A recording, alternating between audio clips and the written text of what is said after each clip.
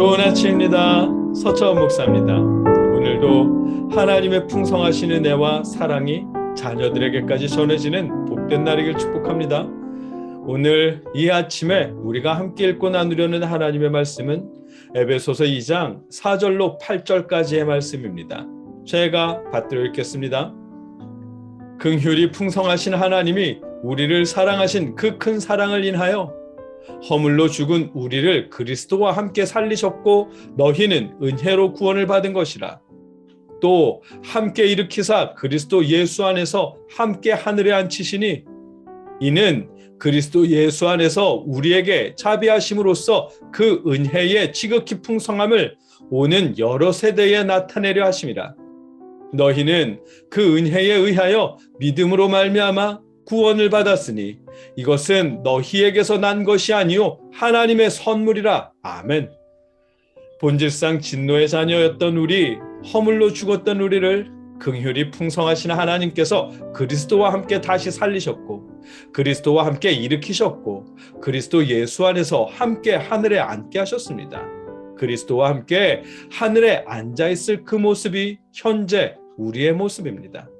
과거에 우리는 불순종의 아들들 가운데서 역사하는 영에게 지배받던 본질상 진노의 자녀였다면 현재 우리는 하나님의 크신 사랑과 은혜 안에서 예수님과 함께 하나님 나라에 앉아있는 하나님의 자녀입니다.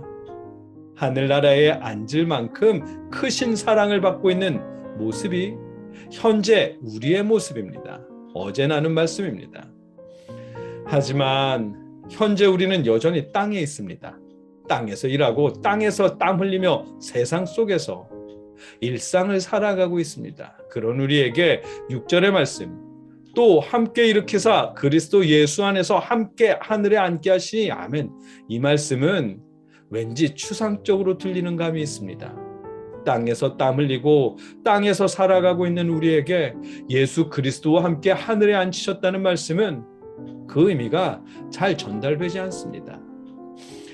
이 말씀의 의미를 알기 위해서 우리는 잘 아는 갈라디아서 2장 20절의 말씀으로 설명할 수 있을 듯합니다.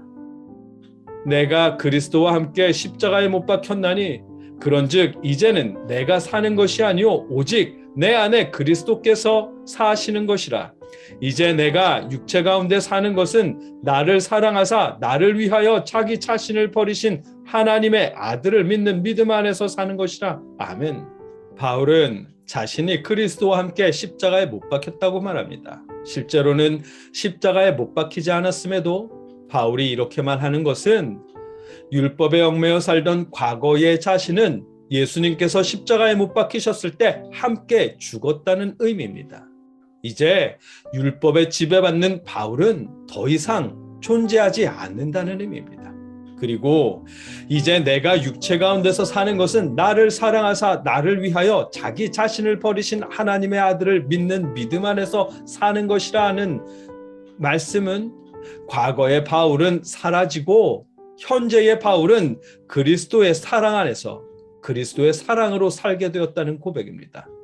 과거에 바울을 지배하던 것은 유대인의 율법이었지만 이제 바울을 지배하는 것은 그리스도의 사랑이라는 말씀입니다. 에베소서 2장 6절의 말씀도 갈라디아서 2장 20절을 비롯한 바울의 고백을 확장해서 표현하는 것입니다. 하나님을 모르고 세상 풍조를 따르던 과거의 자신은 죽었고 이제는 하나님 나라에서 그리스도와 함께 앉아 있는 것처럼 하나님 나라의 규칙대로 하나님의 말씀대로 사는 사람이 되었다는 의미입니다.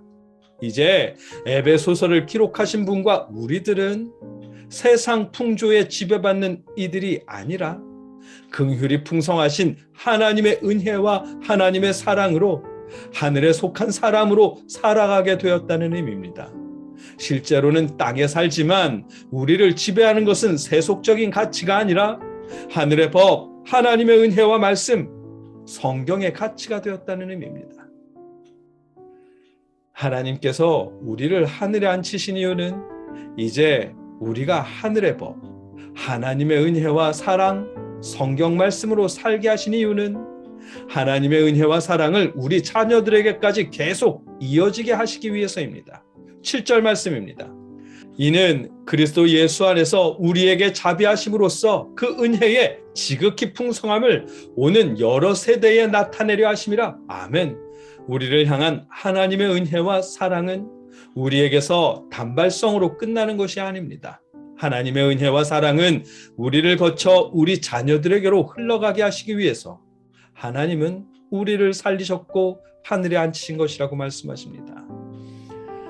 부모님이 세상적인 가치로 살면 자녀는 당연히 세속적인 가치를 배울 수밖에 없습니다.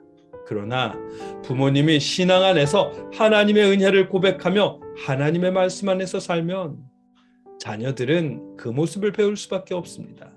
그리고 하나님은 우리 자녀들도 하나님의 은혜를 배우고 알게 하시기 위해서 우리에게 풍성하신 은혜를 베푸셨다고 말씀하십니다.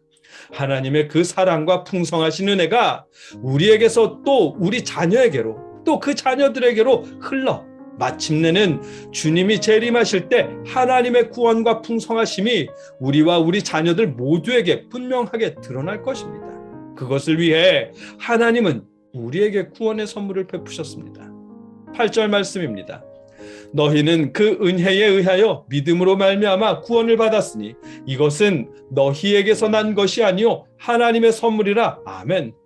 우리를 구원하시고 우리 자녀들을 구원하시고 아직 나지 않은 그 자녀들의 자녀들까지 구원하신 것은 하나님의 선물입니다.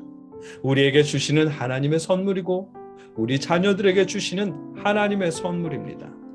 어떤 대가가 아니라 하나님의 온전한 선물입니다. 오늘 본문을 통해 알게 하시는 말씀입니다. 세상에서 부자가 되고 성공하는 것은 매우 중요한 일입니다. 그러나 하나님의 자녀로 풍성하신 하나님의 은혜를 알고 배우며 구원의 선물을 깨닫는 것은 더욱 더 중요한 일입니다. 세상의 성공만 바라보느라 하나님의 선물, 구원의 선물과 은혜를 잊어버리는 일이 없도록 조심해야 합니다. 하나님께서 우리 자녀들에게로 베푸신 구원의 선물을 우리 자녀들이 잊지 않도록, 잃어버리지 않도록 가르쳐 주십시오. 하나님의 풍성하신 은혜와 구원의 선물을 우리가 하나님 나라에 앉아 있음을 우리 자녀들에게도 전해 주십시오. 여러분과 제가 우리가 받은 하나님의 선물을 우리 자녀들에게 이어주는 2022년이 되게 하시길 주님의 이름으로 축복합니다. 함께 기도하겠습니다. 사랑의 아버지 하나님,